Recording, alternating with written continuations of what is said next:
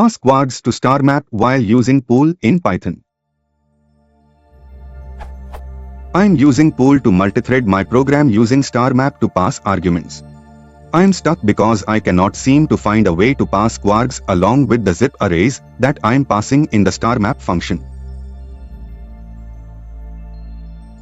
The branches request is incomplete as I'm still not able to figure out how to pass keywords arguments.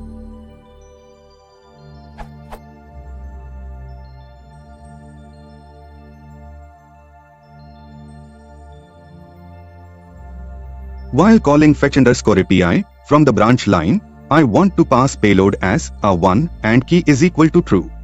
Please guide me to the direction or answer. Thanks. Using Python 3.3+.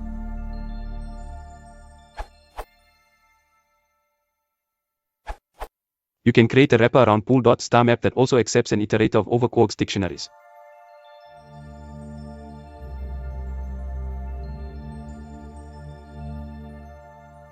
Then you can call it in your case as